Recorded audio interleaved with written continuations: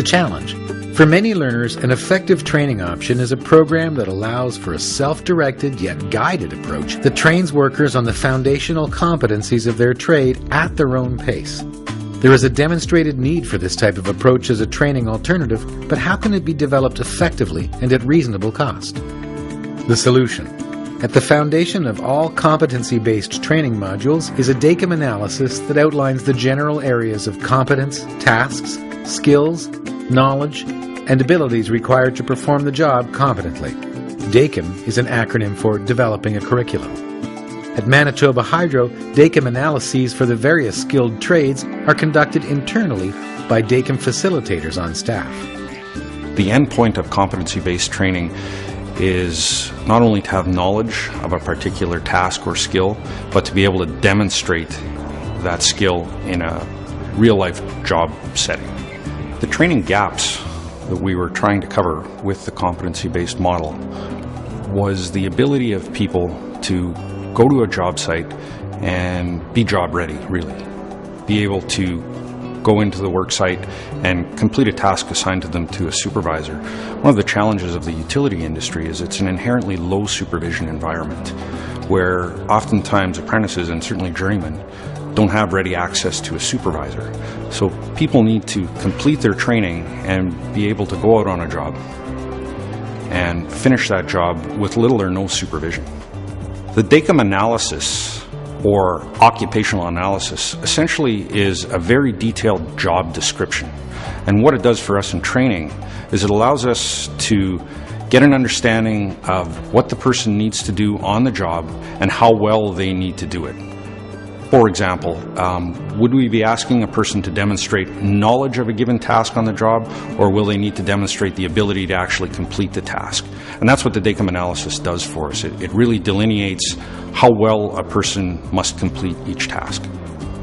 DACAM facilitators are people specially trained in creating a DACAM analysis, hold workshops with subject matter experts and tradesmen from the field in a very structured fashion over the course of 2 or 3 days, get those tradesmen to describe their job in detail.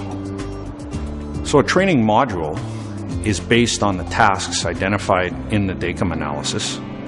It's made up of 4 basic parts. First is the learning objective, which describes how well a person must complete a given task.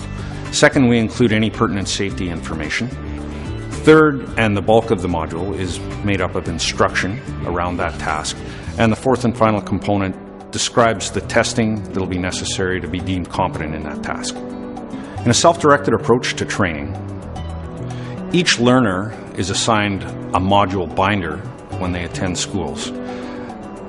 Over the course of a 2-week block, the job before them is to read through that entire binder following a flow chart. So each learner in the class, while they're all completing the same curriculum, may be following different learning paths. They'll read the material, ask any questions they may have about the material, and complete a written test, fill in the blank or multiple choice type of test. After that, they'll go out to the field and begin to work on the task in a field type setting with pertinent tools and that sort of thing. Under direction of a journeyman, their competency will be tested on that task, and they'll have to demonstrate their ability to complete it. The effectiveness of our training is based on something we call the AMOD scale. Basically, it's a 7-layer scale that describes how well an individual can complete a task.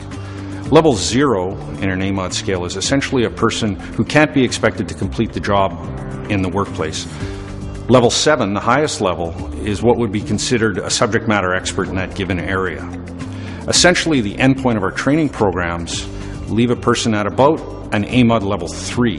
What that means is they can complete that task without supervision.